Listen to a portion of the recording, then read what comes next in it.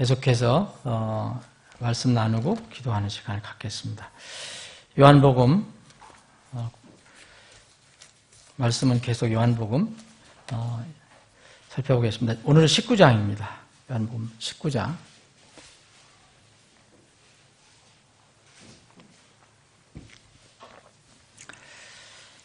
자, 오늘 요한복음 19장 1절로 7절까지 보겠습니다. 여러분들 제가 천천히 읽을 테니까 여러분들이 그 18절과 연결해서 여기 그렇게 중요한 구절이 아닌 것처럼 보이지만 여기서도 우리가 많은 것을 교훈을 얻을 수가 있습니다. 그래서 의미를 생각하시면서 한번 눈으로 따라 읽어보시기 바랍니다. 저희가 읽겠습니다. 그때라는 건 바로 거기 앞에 요한복음 18장 그 앞에 있는 사람들이 이제 빌라도가 이제 예수님을 유대인 왕을 놓아주기를 원했는데 너희들 원하느냐 했을 때 사람들은 사납게 예수님이 아니고 바라바를 놓아달라고 그런 소리 지르는 장면 다음에 이어진 겁니다. 그때에 빌라도가 이런 까닭에 예수님을 데려다가 채찍질하더라. 군사들이 가시나무로 관을 엮어 그분의 머리에 씌우고 자주색 긴 옷을 그분께 입히고 이르되 만세 유대인들이 왕이여 하며 손으로 그분을 때리더라. 그러므로 빌라도가 다시 나가서 그들에게 이르되 보라 내가 이 사람을 데리고 너에게로 나오나니 이것은 내가 그에게서 아무 잘못도 찾지 못함을 너희가 알게 하려 함이라 하더라. 그때 예수님께서 가시나무로 엮은 관을 쓰고 자주색 긴 옷을 걸치고 나오시니 빌라도가 그들에게 이르되 이 사람을 보라 하니라. 그러므로 수제사장들과 관속들이 그분을 보고 소리를 지르며 이르되 그를 십자가에 못 박으소서 하니라. 빌라도가 그들에게 이르되 너희가 그를 데려다가 십자가에 못 박으라. 나는 그에게서 아무 잘못도 찾지 못하노라 하매 유대인들이 그에게 응답하되 우리에게 법이 있거니와 우리 법에 따라 그는 마땅히 죽어야 하리니 이는 그가 자신을 하나님의 아들로 만들었기 때문이라 하니라. 1절부터 7절까지 이게 단락을 이렇게 자를 수 있을지는 모르지만 하여튼 이 금정역에 이렇게 킹제임스 표시가 되어 있어서 일단 7절까지도 나눌 수 있을 것 같다 생각이 듭니다. 이 19장 전체를 우리가 살펴보면 19장은 얘들 아주 유명한 장이죠. 19장 30절에 보면 정말 이 지장에서 가장 고귀한 그 예수님의 말씀 중에 하나인 다 이루었다 이렇게 십자가에 돌아가시면서 말씀하신 다 이루었다, 다 끝냈다 하는 이 말씀이 여기에 19장에 기록되어 있습니다. 그래서 19장을 저는 다 이뤘다로 이런 제목으로 기억을 해보려고 합니다. 우리가 이제 1절부터 4절을 보면 그리고 6절에도 보면 이 빌라도는 예수님을 신문을 하고 조사를 해봤지만 예수님에게는 아무 죄나 불법을 찾아낼 수가 없었습니다. 그래서 빌라도는 이미 이전에 벌써 18장 38절에 보면 나는 아무 잘못도 찾지 못한다. 그 예수에게서 아무 잘못도 찾지 못한다고 얘기했습니다. 이미 예수님은 무죄로 사실 이렇게 밝혀진 것입니다. 그런데도 빌라도는 이 흥분하는 군중을 달래기 위해서 여기 1절에 보니까 채찍질 하도록 내줍니다. 이게 물론 이 빌라도가 직접 예수님 데려다가 채찍질한 건 아니죠. 군사들에게 채찍질 하도록 한 거죠. 빌라도가 왜 이렇게 예수님을 채찍질하게 내줬을까요? 여기에 1절에 그 성경은 이미 밝혀주고 있습니다. 그때의 빌라도가 이런 까닭에 그랬어요. 이런 까닭이라고 이제 흠령용 번역을 했는데 영어로 하면 therefore입니다. 이거는 그러므로 그래요. 그러니까 앞에 사람들이 막 소리를 지르죠. 막 소리 지르면서 그 빌라도는 예수님 놓아주려고 하는데 이 사람들은, 유대인들은 소리를 지르면서 아니라고, 예수님이 아니다, 바라바를 이렇게 놓아달라고 합니다. 바라바는 강도였잖아요. 아주 흉악한 범죄자였는데 이 바라바를 풀어달라고 소리를 지르고 있습니다. 그래서 성경은 이렇게 합니다. 빌라도가 이런 까닭에 예수님을 데려다 채찍질하니라. 뭔가 여기에 바라바의 마음을 우리가 살펴볼 수가 있습니다. 예수님 대신 강도 바라바를 풀어달라는 이 유대 군중들, 이거 외치는 소리에 이 빌라도는 난처하게 된 것입니다. 그는 예수님을 풀어보려고 얼마나 애를 썼습니까? 풀어주려고. 헤롯에게 보내는 방법도 썼잖아요. 자기가 담당하지 않으려고. 헤롯에게 보내는 방법도 써봤고, 또 명절에 한 죄수를 놓아주는 이 관례를 이용해서 그를 속여서 내가 풀어주려고 한다, 이런 시도도 했습니다. 물론 이제 명절에 이렇게 풀어주려고 하는 관례는 이스라엘 백성들이 자신들이 노예로 있었던 애굽 종살이 했을 때의 그 과거에 그것을 기억하라. 그래서 이스라엘 사회에서 그 유월절을 통해 해방시켜 주신 하나님의 은혜를 기억하기 위해서 아마 이런 제도를 이렇게 만들었던 것 같아요. 그래서 험한 어떤 죄인을 이렇게 방면해 주는 명절에. 그런데 이제 이게 악용이 된 거죠. 근데 빌라도는 예수님을 풀어주려는 그 자신의 계획이 꼬이는 것을 분명히 느꼈을 것입니다. 이렇게 해도 안 되고 저렇게 해도 안 되는 거예요. 그래서 이 빌라도는 어떤 면에 보면 마지막 회심의 카드라고 볼 수 있어요. 예수님을 풀어놓으려고 하는 자신의 계획을 한번 지금 하는 것으로 보입니다. 이게 제가 추측하는 게 아니고 성경을 읽어보면 그런 암시가 다 있기 때문에 그래요. 어떤 상황 반전을 노리는 거예요. 그래서 유대인들이 좋아하는 일을 비밀 맞춰서 하는 겁니다, 지금. 그러나 예수님은 풀어주려고 합니다. 사형에 처할 생각은 없습니다.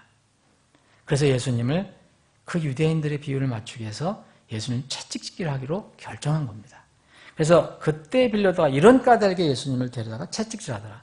그래서 막 소리 지르면서 이 바라바를 놔주고 예수님은 놔주면 안 된다고 이렇게 하는 그 소리 지르는 사람들, 이 소리를 듣고 이런 까닭이라 그랬거든요. 그러므로 예수님 데려다가 채찍질했다. 이 빌라도는 그냥 정말 예수님에게 그런 어떤 선을 하려면 뭐 채찍질 할 필요 없습니다. 그냥 선언하면 돼요. 사형시켜라. 못을 박아라. 그런데 여러분이 뒤에 우리가 읽었지만 여전히 빌라도는 여기 4절에 보면 아직 내가 이 예수님으로부터 잘못을 찾지 못하겠다라고 얘기합니다. 채찍질하라고 내준 다음에 그런 그 기록이 되어 있습니다. 채찍질을 왜 내줬을까? 유대인들의 이 예수님을 시기하는 줄 알았잖아요. 그래서 어느 정도 이 예수님을 좀 불쌍하게 만들어 놓으면 이 유대인들이 좀 마음이 누그러져서 그 흥분이 가라앉아서 예수님을 풀어줄 수 있겠다, 이렇게 생각했을 것으로 보입니다. 누가복음 23장을 잠깐 보겠습니다. 이 빌라도의 마음을 이렇게 여기서 표현해 주고 있는데요. 23장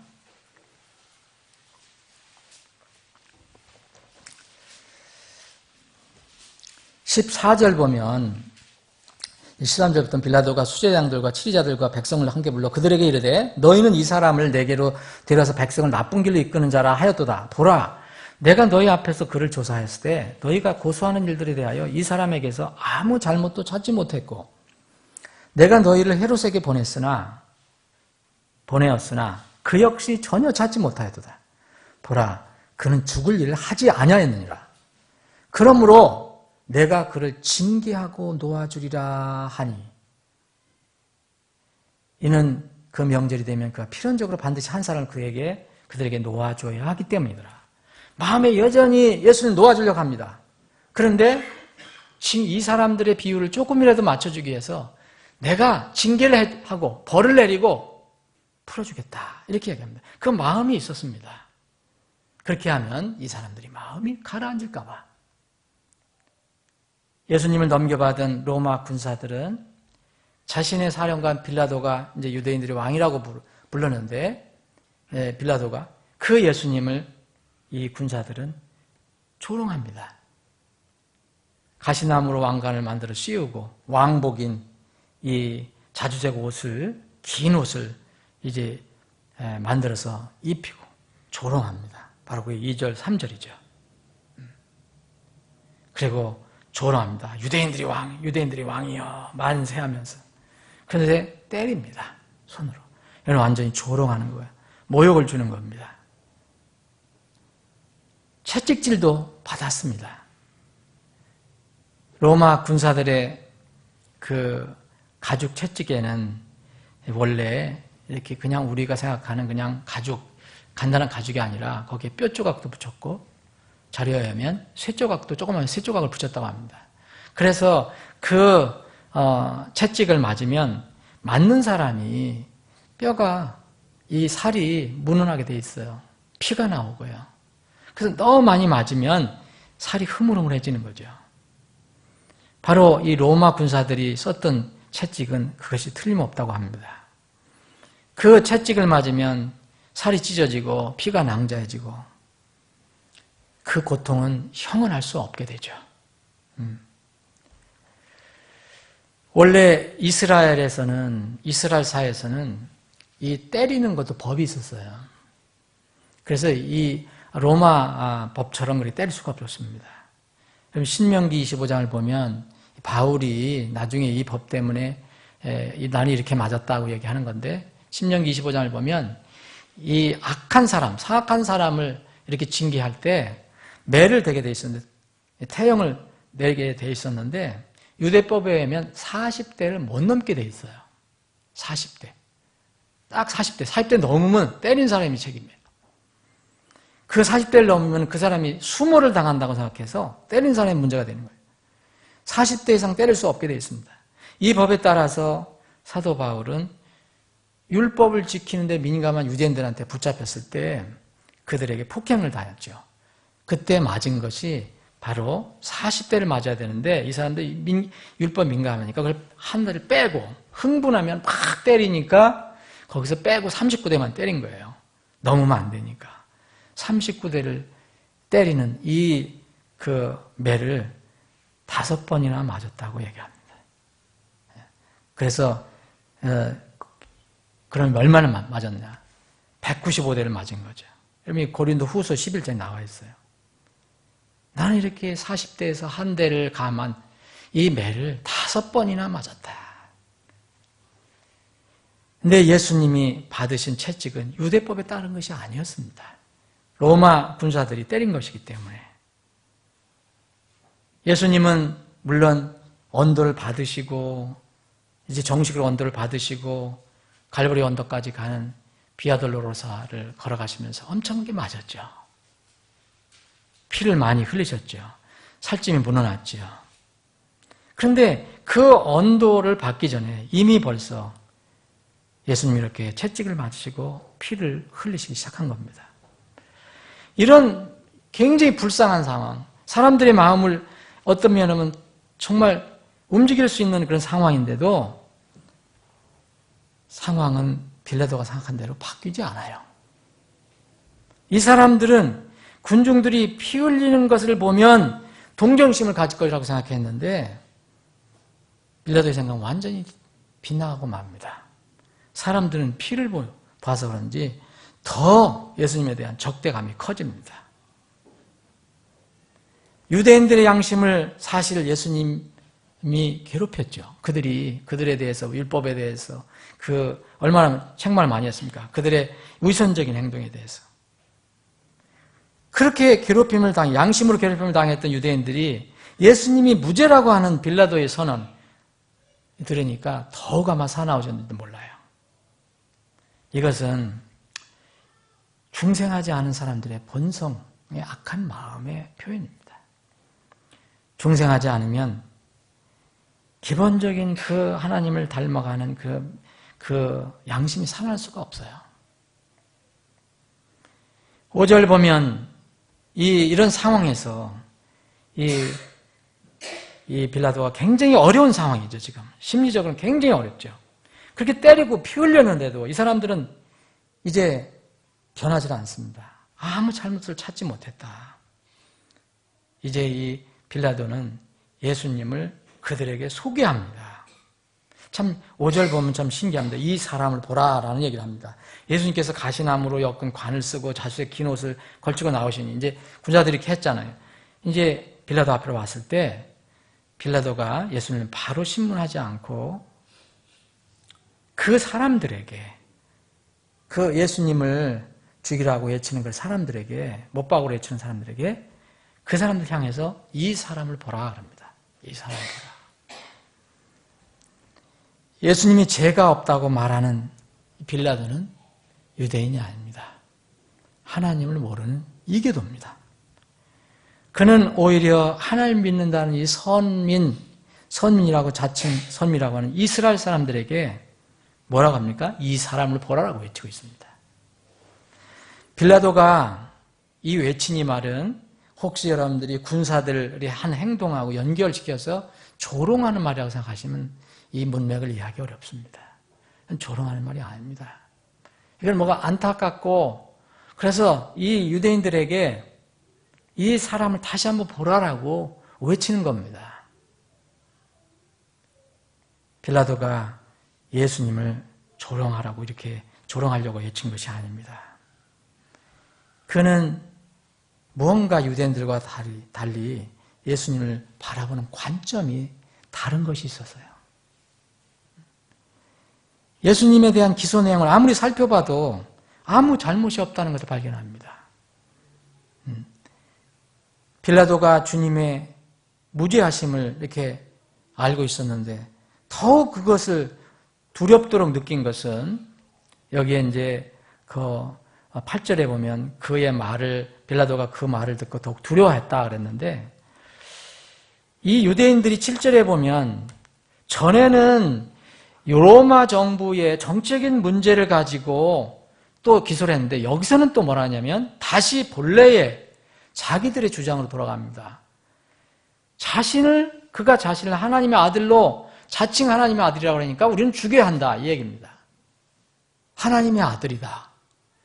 아마 이 말을 듣고 이 빌라도가 두려워했는지도 몰라요. 어쨌든 두려워했다고 나옵니다.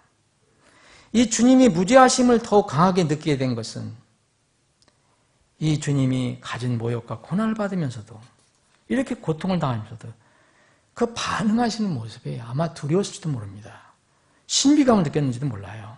조용히 반응한 예수님의 그 태도가. 이러한 모습은 사나운 유대인들에게 이 사람을 잘 보면 너희들이 그렇게 막 사납게 이렇게 대할 일이 아니다라고 아마 생각을 했던 것 같아요. 그 입에서 튀어나온 이 세 단어, 이 사람을 보라. 영어도 세 단어예요. 이 단어는 그 빌라도가 그 미를 알고 했든지 모르고 했든지 이건 의미가 있는 말입니다. 왜냐하면 빌라도는 피 흘리고 고통받는 예수님을 유대인들에게 지금 제시하고 있거든요. 어떻게 풀어주려고 그 동정심을 유발해 보려고 그렇게 이 사람을 보라고 외친 거지만 하나님께서는 이 빌라도의 입을 통해서도 대언을 성취해 가시는지도 모릅니다. 그럼 그 바로 전장에 요한복음 18장 14절에 보면 이 예수님의 대적인 이 가야바의 장인이었던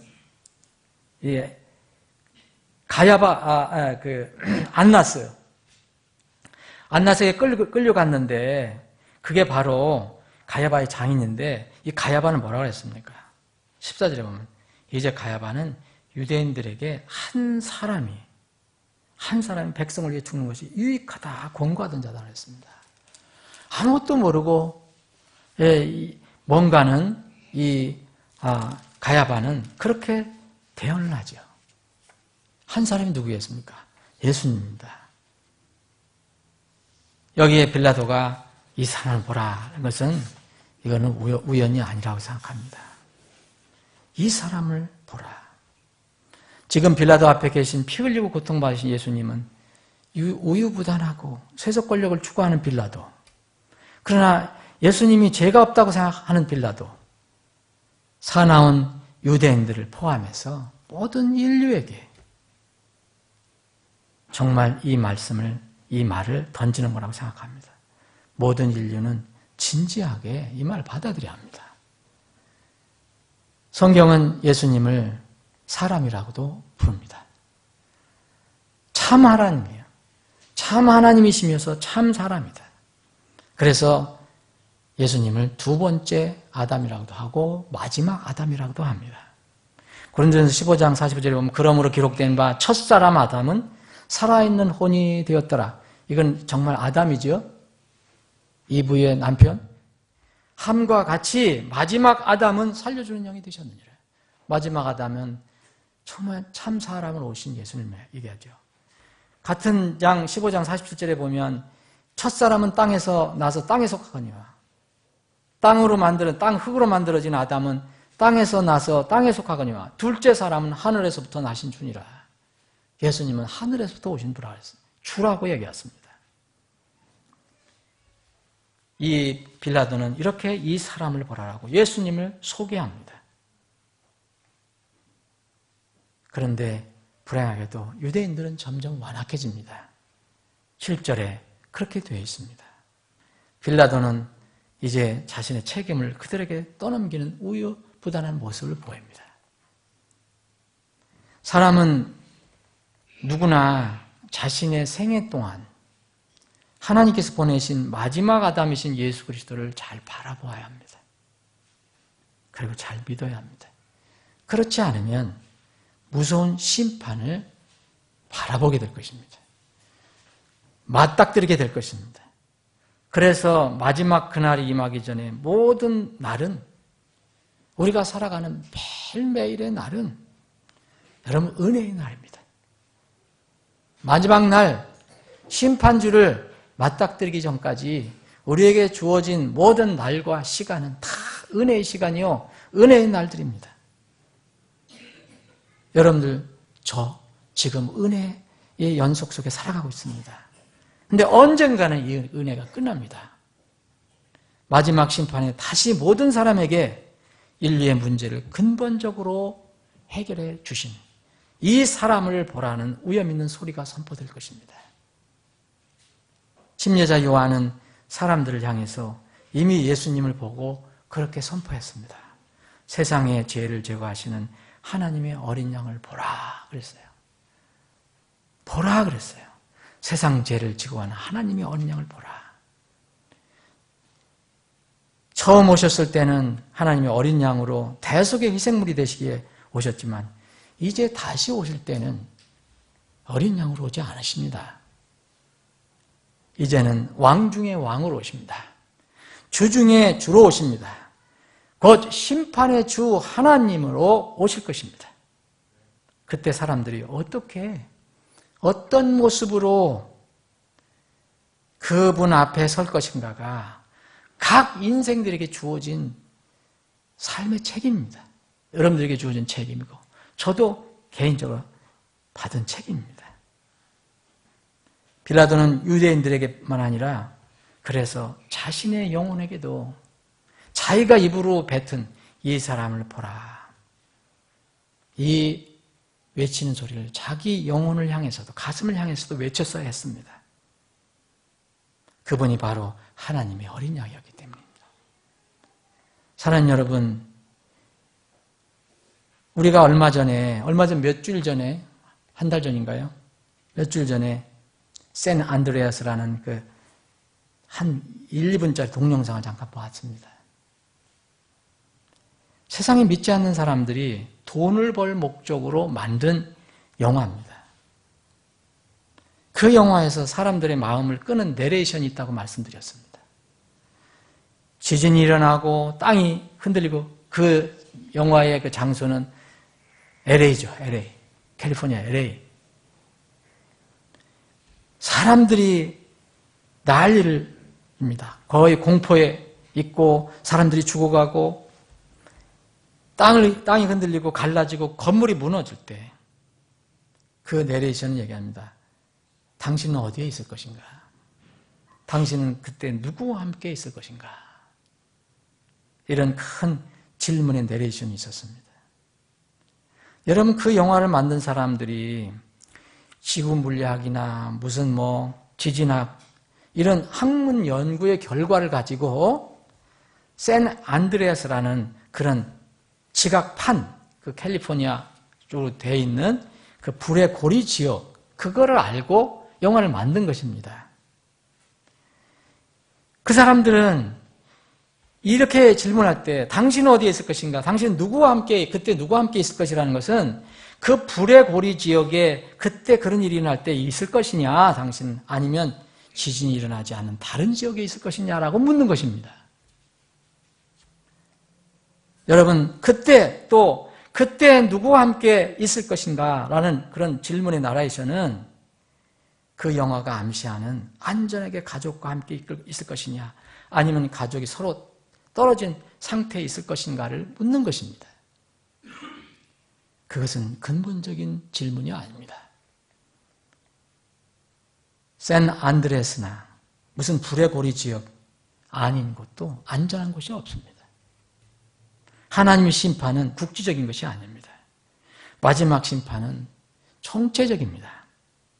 그때 하나님께서 마지막 심판 때 흔드시는 것은 안드레아스 지역만 흔들으시는 것이 아닙니다. 온 땅을 흔드실 것입니다. 그때 가족과 함께 있다고 해서 안전한 것 아닙니다. 그때 샌 안드레아스 지역 밖에 있다고 안전한 것이 아닙니다. 가족이 있다 해도 영혼의 주인이신 예수님과 함께 있지 않으면 똑같이 위험합니다. 사랑하는 여러분 그때 어디에 있을 것이라고 생각합니까? 그때 누구와 함께 있을 것입니까? 그때 공중에 예수님과 함께 있어야 합니다. 마지막 심판 때 겁없이 담대하게 예수님 앞에 기쁘게 서려면 지금 지상에서 사는 동안 이 빌라도가 알고 한 말인지 모르고 한 말인지 의미를 알고 한 건지 모르고 하는 건지 하여튼 그 입에서 튀어나온 이 사람을 보라. 이 말씀을 잘 새겨야 합니다. 지금 우리가 지상에 사는 동안 우리의 구원자를 바라봐야 합니다.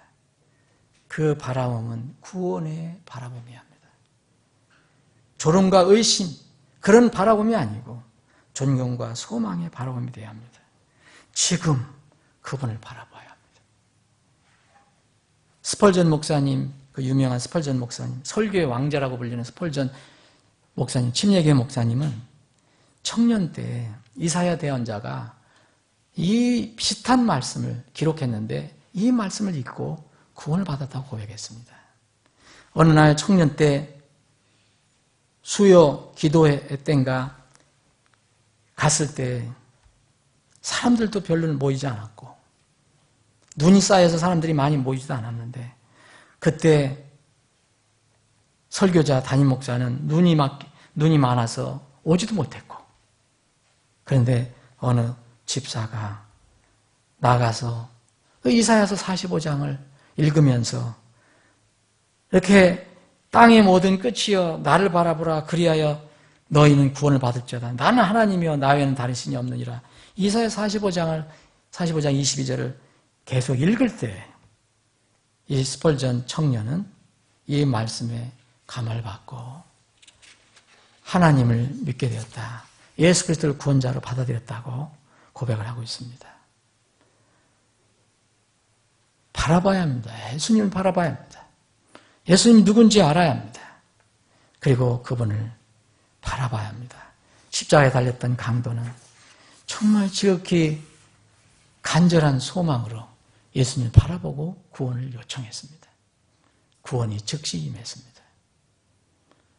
사랑하는 여러분, 여러분은 여러분의 죄 문제를 단번에 영원히 완전히 해결해 주신, 그래서 십자가에 못 박히신 예수 그리스도를 그런 눈으로, 그런 마음으로 바라본 적이 있습니까? 그렇다면 구원해 주신 그 주님을 정말 찬양하며 사십시오. 감사하며 사십시오. 만약 아직 그렇게 하지 못했다면 이 문제를 인생 최대의 긴급한 문제로 삼고 속히 그분을 바라보고 구원의 선물을 받아야 합니다. 이것이 우리에게 가장 큰 복이 될 것입니다.